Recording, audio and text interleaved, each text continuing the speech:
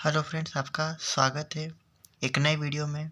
आज हम बात करेंगे अर्श पैरालिसिस। एक छोटा सा वीडियो है ये, जिसमें मैं आपको अर्श पैरालिसिस के बारे में बताऊंगा। इसका एक सेकंड नेम है पोलिसमैन्स टिप हैंड।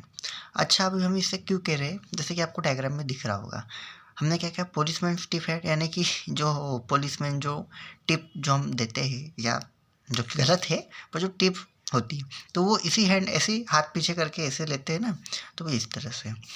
अब हम देखेंगे इसकी साइट ऑफ इंजरी। तो upper trunk of brachial plexus. Brachial plexus का मैंने ऑलरेडी वीडियो बनाया है, आप उसे जाकर के देख सकते हैं। तो जो ब्रेकियल प्लेक्सस है ना, उसकी जो उसमें एक हमको इंजरीज मिलेगी, क्योंकि उसमें क्या होती है, सब नर्व्स वगैरह होती हैं, है ना। तो जिसका जो अपर ट्रंक होगा ब्रेकियल प्लेक्सस का, वहाँ ही हमको इंजरी मिलेगी। मेनली इसमें C5 C6 होती है, मैं आगे आपको बताऊँगा डायग्राम के थ्रू।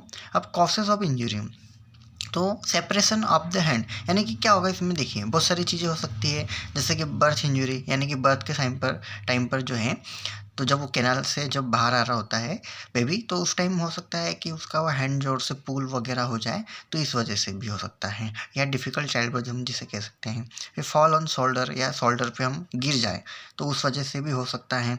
क्या होता है कि जैसे शोल्डर के ऊपर हम अगर गिरे, अपने कंधे के ऊपर अगर हम गिर जाते हैं, तो कई बार क्या होता है कि हो सकता है कि जो गर्दन वाला एरिया है और वो जो कमर वाला एरिया है और शोल्डर वाला एरिया है, वो उसके ऊपर हम गिर जाएं, तो उस वजह से क्या होता है कि हाथ में खिंचाव हो सकता है, तो उस वजह से भी हो सकता है। और ड्यूरिंग एनेस्थीसिया, या और जब एनेस्थीसिया वगैरह दिया जाता है, तो हो सकता है उस टाइम पर उनमें इस नर्व में इंजरी हो जाए। तो देखिए, नर्व रूट इन्वॉल्व, अब कौन कौन से होते हैं, तो mainly C5 and C6। C5 C6 means cranial C5 and cranial C6। Mainly C5 involve होगी, अपर ट्रंक वाली हम बात कर रहे हैं, तो मेनली C5 है और पार्सली C6 है। अब मसल्स की अगर हम बात कर लें, तो ये जिन जिन को सप्लाई कर रही होगी, उसी मसल्स को ये जो है पैरालाइज कर देगी। जैसे बाइसेप ब्रेंकाई मसल है, उसके बाद में डेल्टॉइड है, सुप्रास्पाइनेटस है, इन्फ्रास्पाइनेटस है, तो इन मसल्स को ये जो है पैरालाइज कर देती हैं।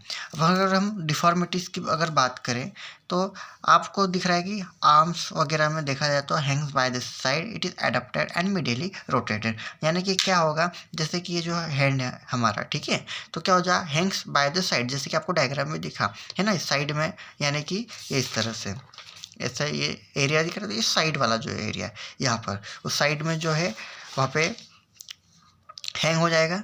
इट इज़ एडक्टेड, एडक्टेड यानी कि वो ऐसे जुड़ जाएगा, मतलब वहाँ से चिपक जाएगा। एंड मीडियली रोटेटेड, और कैसा होगा, मीडियली ऐसा रोटेट हो जाएगा। यानी कि अगर ऐसे हाथ हम देखें, तो ऐसे कैसा हो जाएगा कि ये ऐसा है, तो ये बैक साइड में से जाके ऐसा हुआ, ऐसा फिर एडक्ट हुआ और मीडियली रोटेट हो जाएगा इस तरह से।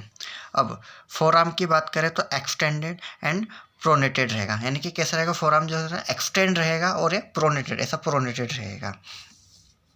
अब डायग्राम के थ्रू हम देख लेते हैं, तो आपको यह दिख रही होगी C5 C6, मेनली C5 इसमें जो इन्वॉल्व कर रही है, ठीक है। अब ये है अर्श पॉइंट, हमने इसको कहा, ये इसका अपर ट्रंक है, ये अर्श पॉइंट हमने इसको कहा, क्योंकि यहाँ पे देखिए मेनली C5 C6 जो है, ये इस वजह से अर्श पैरालिसिस हो रहा है। और ये सारी जो है 1 2 3 4 5 एंड 6 तीनों यहाँ पे 6 और यहाँ पे मिल रही है, ठीक है। ये क्या मिल के बना रही है, एक अर्श पॉइंट बना रही है, ठीक है। ये इसका एंटीरियर डिवीज़न है ये वाला, ये पोस्टीरियर डिवीज़न, ठीक है। C5 C6 इसकी रूट्स और इनर सप्लाई पे हो रही है। तो इस तरह से छोटा सा वीडियो था, जिसमें हमने देखा कि भाई कैसे होता है अर्श पैरालिसिस। आई होप आपको ये वीडियो पसंद आया हो। लाइक करें, शेयर करें, सब्सक्राइब करें।